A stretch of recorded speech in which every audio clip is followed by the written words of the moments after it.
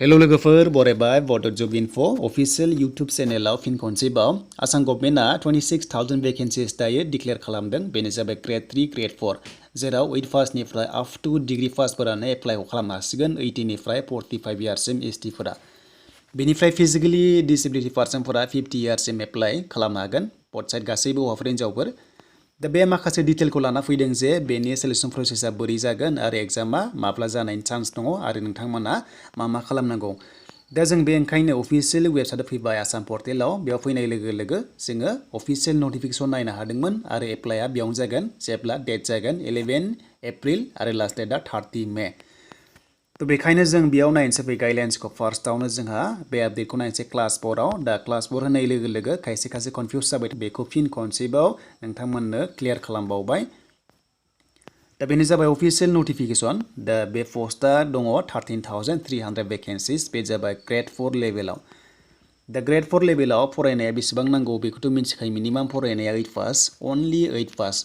दा नोङो बे फार्स्टनि नाम्बार 1 सिरियल नाम्बाराव नायोबा रिड आप टू क्लास 8 जायफ्रा क्लास 8 पास जाबाय नोंथांमोना एप्लाइ खालामनो हागोन डेट मिन्स आन्डार मेट्रिकआ एप्लाइ खालामनो हागोन तो बेयाव दङ नै नोंथांमोना नुनो मोन्दों 9,000 वेकेन्सि बे 9,000 वेकेन्सिसआव नोंथांमोना जायफ्रा 8 पास जाबाय एप्लाइ खालामनो हागोन बेनिफ्राय मेक्सिमाम एचएस पास तो जायफ्रा 8 पासनिफ्राय नोंथांमोना एचएस पासनि गेजेराव फरायनाय दङ एप्लाइ खालामनो हागोन 8 पास 9 पास 10 पास 11 पास एबा एचएस पासआ बे पोस्टआव इलिजिबल जागोन 9,000आव बेनिफ्राय गाहायनि 2 नाम्बाराव 2 नाम्बार एसे नटिस खालाम जे नोंथांमोना 4,300 वेकेन्सिस मोनदों बेयाव जायफोरा 8 पास जाबाय एप्लाइ खालामनो हाया मानो हाया बे जाबाय क्वालिफिकेसना बिदों 10 पास 10 पासनिफ्राय एचएस पासआ बे पोस्टआव एप्लाइ खालामनो हागोन अके तो नोंथांमोना मिनिमाम तो नोंथांमोना 10 पास जानाय लोगो लोगो बे पोस्टआव एप्लाइ खालामनो हागोन नाथाय बे क्लास 4आव दानिया मोनसे पलिसि दादों कमिसननि आन्डाराव बेनो जाबाय डिग्री पास तो डिग्री पासफोरा बे पोस्टआव इलिजिबल जाला बे 13,000 वेकेन्सियाव इलिजिबल जाला डेट मिन्स ग्रेड 4आव नोंथांमोना इलिजिबल जानाय नंला तो बिनिफ्राय एग्जाम जानायनि सिगां एटलिस्ट 1 वीक बिफोर तो नोंथांमोननो मोनसे अफिशियेल नटिफिकेसन पाब्लिश खालामबावगोन जे बेसेबां स्केल फी मोनगोन आरो एग्जामा बोरै कन्डाक्ट जागोन अफलाइन जागोन ना अनलाइन जागोन आरो बेसेबां मार्क्सनि जागोन बेखौहाय उनावहाय फैगोन तो एग्जामा जोंहा बे OMR स्टाव जाखायो आरो लोगोसे अफलाइन एग्जाम जागोन आरो बे एग्जामा होम डिस्ट्रिक्टआव जानायनि चान्सआ बांसिनखौ नुनो मोन्दों मानोना बेयाव बयबो एप्लाइ खालामो नालाय मोनसे मोननैल' एग्जाम सेन्टार जाया थोनाय नङा बेखायनो होम डिस्ट्रिक्टआव जानाया बेयाव 100% चान्सखौ जों मोन्दों बिनिफ्राय माखासे वेकेन्सिस दा जिथु नोंथांमोना डिक्लेयार मोन्दों बे मोनसे टेन्टेटिभ चेन्जबो जायो बेबायदिया बारायो एबा खमायोबो तो बे क्लियार जाबाय बैसोआ ग्रेड 3 ग्रेड 4आव 18 इयार्स मिनिमाम बेनिफ्राय मेक्सिमामा 45 इयार्ससिम एसटिफोरा बेनिफ्राय बाथ्राया जाबाय पेमेन्टखौ दाननांगौ दा पेमेन्टआ पेमेन्टखौ लानानै एसे गोनो गोथो जागासिनो दङ आसा खालामो गभर्नमेन्ट जबा पेमेन्टखौ नाङै जानांगौमोन बाट बेयाव गोबां पेमेन्ट फिसखौ लानायखौ नुनो मोन्दों बेनो जाबाय एसटिबाबो 150 बेनिफ्राय जेनेरेलावहाय 200 पे खालामनांगौ बाट बे एप्लिकेसन फिसआ निल जानांगौमोन सिगांनि जबनि बायदि तो बेयाव डकुमेन्ट्सआ मा बिदों बेनो जाबाय नै रिसेन्ट पासपोर्ट साइज फट'ग्राफ बेखौ नांगोन बेनिफ्राय स्केन सिगनेचार नांगोन बिनि अनगायै जेबो डकुमेन्ट्स बेयाव बिनाय जायाखै तो दानिया डिपार्टमेन्टआ मा थागोन तो डिपार्टमेन्टआ थागोन बेयाव जोंहा ग्रेड 3आव जेरै मोन्दोंमोन एग्रिकालचार सयल कनजारभेशन बेनिफ्राय इरिगेशन सेरिकालचार बेबादि दङ थिग बेबादिनो ग्रेड 4 लेभेलावबो बेबादि डिपार्टमेन्ट थागोन बेयाव ओरैबादि एग्जाम जागोन मोनसे कमिसननि आन्डाराव मोनसेल' एग्जाम कन्डाक्ट खालामगोन ग्रेड 3 आरो ग्रेड 4 ग्रेड 3आ एक्सट्रा ग्रेड 4आ एक्सट्रा जागोन आरो जायफ्रा ग्रेड 4आव नोंथांमोना मोजां नाम्बार मोनो काट अफ जागोन आरो बे काट अफ लानानै डिपार्टमेन्ट वाइसआव नोंथांमोनखौ रानना हरगोन दा हमना ला एग्रिकालचाराव 60 काट अफ थांदों हमना ला 60 काट अफ थांदों बिनिफ्राय हमना ला सेरिकालचाराव थांदों 50 तो नोंथांमोना 55 बेबादि मोन्दों अब्ला नोङो जेरावनोखि 70 मोन्दों अब्ला नोंथांमोना मोननैयावबो चान्स थागोन बेबादिखौ नुनो मोन्दों नाथाय मोनसे काट अफ लानानै नोंथांमोना जेराव इलिजिबल जायो बेयाव थांगोन दा बिनि सायाव अफिशियेल नटिफिकेसन ओंखारबावगोन डिटेला जे काट अफआ बेसेबां बोरै लानाय जागोन अब्ला नोंथांमोना मोननै मोनथाम पोस्टआवबो चान्सखौ मोननो हागौ मानोना बे जाबाय कमन एग्जाम जागोन नालाय ओंखायनो नोंथांमोना नेथ'दो बिनि सायाव डिटेला नेक्स्टआव फैबावगोन दा ग्रेड 3 पोस्टआव जोंहा बोरै डिपार्टमेन्ट थागोन मा थागोन जों दानिया फै बेखौ नायबावनोसै दायो लाबोबाय आङो बे जाबाय ग्रेड 3 पोस्टआव बेयाव नोंथांमोना नुनो मोन्दों डिपार्टमेन्टआ गोबां रोखोमनि थागोन आरो भेकेन्सियाबो गोबां मोजाङैनो दङ दा भेकेन्सिया 13,141 दङ ग्रेड 3 पोस्टआव आरो बे जाबाय नोंथांमोना डिप्ल'मा नांगोन आरो नाङा गोबां कनफिउज जायो कमेन्ट्सबो फैदोंमोन दा गिबियावनो नोंथांमोना क्लियार खालामसै पोस्ट लाइ पोस्टआव डिप्ल'मा नांगोन आरो बबेयावबो नाङा दा बेखायनो नोंथांमोना नुदों फार्स्टनि सिरियल नाम्बार 1 आ केटेगरि 1 2 3 दङ मोनथाम रोखोमनि दङ बेयाव रानदों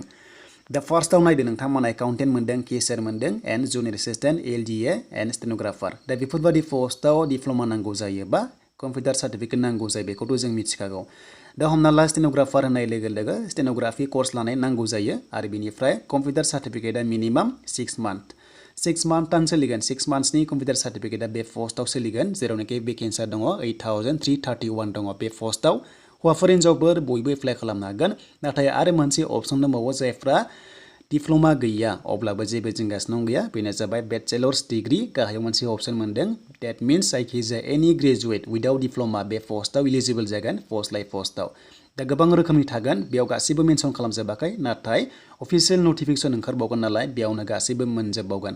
थ' मिनिमाम डिग्री पास बे पस्टआव अके बे डिग्री पासआल' हागोन बे पस्टफोरावहाय एचएस पासआ एप्लाइ खालामनो हाला देन दानिया केटेगरि 2 आव जों मोनदों फिल्ड एसिस्टेन्ट फिल्डमेन दङ आरो बायदिसिना गोबां रोखोमनि दङ बेनो जाबाय नोंथांमोना डिपार्टमेन्टखौ नायदो दानिया बेनो जाबाय सयल कनजारभेशनबो दङ एग्रिकालचार दङ बेनिफ्राय गोबां रोखोमनि बेयाव फैगोन बेयाव मोननै मोनथाम डिपार्टमेन्ट थागोन बेनिफ्राय बाहागो रानगोन दा हमना ला नोंथांमोना नुनो मोनदों आरो माखासे लेब टेकनिशियान दङ लेब एसिस्टेन्ट दङ बेफोरबायदि नोंथांमोना नुनो मोनदों दा बेयाव ओरैबायदि जागोन बिनाय दङ एचएस पास 3690 भेकेन्सि दङ बेयाव एचएस पासनिफ्रायनो एप्लाइ खालामनो हागोन डिग्री पासआबो हागोन जायखिजाया एचएस पासनिफ्राय एबभ बे पस्टआव इलिजिबल जागोन थ' बे पस्टआव इलिजिबल जागोन एचएस पास बेनिफ्राय बेयाव डिप्ल'मा नांगोन आरो नाङा बेनिबो बाथ्रा दङ दा नोंथांमोना मिथिखागौ एग्रिकालचार एक्सटेनसन एसिस्टेन्टआवहाय उइदाउट डिप्ल'मा एप्लाइ खालामनो हादोंमोन एग्रिकालचार डिपार्टमेन्टआव आरो सिगांनि एग्रिकालचार डिपार्टमेन्टआ जानो हागौ केन्सेल जाबायगोन बेखायनो बेयाव इनक्लुड खालामदों थ' बेखायनो एचएस पासफोरा उइदाउट डिप्ल'मा बे पस्टआव एप्लाइ खालामनो हागोन नाथाय पार्सेन्ट गोबां कमेन्ट्स खालामो पार्सेन्ट जेरावबो पार्सेन्ट नाङा अके बे 26,000 भेकेन्सियाव जेरावबो पार्सेन्ट नाङा एनि नोंथांमोना पास मार्क अब्लानो एप्लाइखौ खालामनो हागोन 3690 पस्टआव बेनो जाबाय एचएस पास 10 पासआ बेयाव हाला डिग्री पास एचएस पासआ एप्लाइ खालामनो हागोन आरो जायफ्रा 10 पास दङ नोंथांमोना एलएमबि ड्राइभिं लाइसेन्स दङबा ड्राइभार पस्टआव एप्लाइ खालामनो हागोन बेनो जाबाय अनलि 10 पासफोरानो बे 1120 नोंथांमोना नुनो मोनदों बे पस्टआव एप्लाइ खालामनो हागोन आरो बेफोरबायदि भेकेन्सिया फैबाय थागोन बे जाबाय मोनसे कमिसननि आन्दाराव आरो गोबां डिपार्टमेन्ट फैगोन बेबायदि सम फैबाय थागोन आरो बे पस्टआव नोंथांमोना एप्लाइखौ खालामनो हागोन नाथाय बे नोंथांमोना आइडिखौ मोनसेल' मोनगोन बे पस्टआव Gr.III Gr.IV ओंखायनो जेराव नों इलिजिबल जायो बेयावनो एप्लाइ खालामनो हानायनि अपसनखौ मोनगोन बेनो जाबाय आसाम पुलिसनि बादि मोनसेल' कमन एग्जाम जानायनि चान्सआ दङ माने जाखागोन Gr.III एक्सट्रा जागोन बेनिफ्राय Gr.IV एक्सट्रा जागोन जेरै एसआइनि कमन एग्जामा एसआइ भिउबि दङ थिग बेबादिनो कनस्टेबलावबो गोबां रोखोमनि दङ बेबायदि प्रसेसआव एग्जामखौ कन्डाक्ट खालामगोन दा बेनो लोगोफोर लेटेस्ट आपडेटआ दा काटअफआ बेनो नोंथांमोना काटअफखौ मोजां लानांगोन जेरावबो चान्स मोननायनि जेरावबो नोङो जि पस्ट एप्लाइ खालामदों जेराव काटअफ सोलियो बेयावनो नोङो थांनाय बायदि बा नों साख्रिखौ मोननाय बायदि थ' बेनिफ्राय जोबनो फैबाय सेलेक्सन प्रसेस दा सेलेक्सन प्रसेसआव बोरै लागोन माबायदि लागोन थ' बेनिफ्राय फैबाय दानिया सेलेक्सन प्रसेसआव एग्जाम जागोन ना जाया मोस्ट इम्परटेन्ट बिग कुइसन बेनो जाबाय रिटेन टेस्ट लाखागोन फार्स्टआवनो रिटेन टेस्ट जागोन कमन एग्जाम जागोन नालाय बेनिफ्राय नोङो रिटेन टेस्टआव पास जायोबा नोंखौ इन्टारभिउ लानाय जाबावगोन एबा पार्सनेल इन्टारभिउ भाइबा अरेल जायखिजाया लागोन Gr.IV लेभेलाव बेनि अनगायैबो Gr.III लेभेलाव फार्स्टआव एग्जाम जागोन बे क्लियारखा बेनिफ्राय नोंथांमोना स्किल टेस्ट एबा प्रेक्टिकेल टेस्ट लानायखौ जों नुनो मोनदों एबा नुनो मोनखागोन जेरै एकाउन्टेन्ट हमना ला नोंथांमोनाव माखासे नांगौ जागोन जेरै नोंथांमोना माखासे डिप्ल'मा थानाय जानांगोन कम्पिउटार सार्टिफिकेट बा कमार्स लेभेल नालाय बेनिफ्राय एलडिएआवबो कम्पिउटारनि खामानि जायो बेयावबो नोंथांमोनखौहाय स्किल टेस्ट लानाय जागोन जे नोङो बे पस्टनि थाखाय इलिजिबल एबा नों खामानि मावनो हागोन ना हाया बेखौ नायगोन थ' बेबादिनो फार्स्टआव एग्जाम बेनिफ्राय स्किल टेस्ट एबा पार्सनेल इन्टारभिउ लानाय जागोन बेनिफ्राय टटेल मार्क्सआ बेसेबां थागोन बेखौ जों मिथिथ'वा नाथाय एग्जामा 100नि जागोन प्लास माखासे प्रेक्टिकेलखौ लानानै जों खोनानो मोनदों 175 Gr.III लेभेलाव बेनिफ्राय Gr.IV लेभेलाव 150खौ जागोन बादि मोनदों दा आसा खालामो नेक्स्टआव अफिसियेल नटिफिकेसन ओंखारबावोबा नोंथांमोननो होनाय जागोन आरो नोंथांमोना बे जेब्ला सेलेक्ट जागोन अब्ला गासैबो डकुमेन्ट्स अरिजिनेलखौ नोंथांमोना श' खालामनांगोन अब्लासो नोंनि एगेन्स्टआव फाइनाल एपइन्टमेन्टखौ होनाय जागोन दा बेनिसोमोन आसा खालामो नोंथांमोना एसेबाबो आइडिया मोनबाय जानांगौ आरो नोंथांमोना मा बिजाब फरायनांगौ होनोबा थ' नोंथांमोना कालेक्सन फरायनांगोन गासैबो कालेक्सन फरायनांगोन हमना ला जिके कारेन्ट एफेयार्स बेनिफ्राय आसाम हिस्टरि इन्डियान हिस्टरि बेनिफ्राय आसाम जिके इन्डियान जिके फरायनांगोन मेथ्स रिजनिं साइन्स नोंथांमोना एनभाइरनमेन्ट बेफोरबायदिखौ फरायनांगोन अब्लासो साक्सेस जागोन दा एप्लाइ खालामनानै दलद थानाङा एप्लाइ खालामनानै दलद थायोबा नोंथांमोना हास्लाबनाय नङा दा ओमफ्राय नोंथांमोना फल' खालामखादो गासैबो हानाय नोंथांमोना बिजाबखौ बायदो आरो नोंथांमोना बिजाब बायनो हायाबाबो माखासे इउटिउबावहाय नोंथांमोना कालेक्सन खालामनानै नट्स खालामनो हागोन आरो बेखौ नोंथांमोना रिभार्स खालामनानै नायबाय थानो हागोन आरो आनजादखौ होनो हागोन।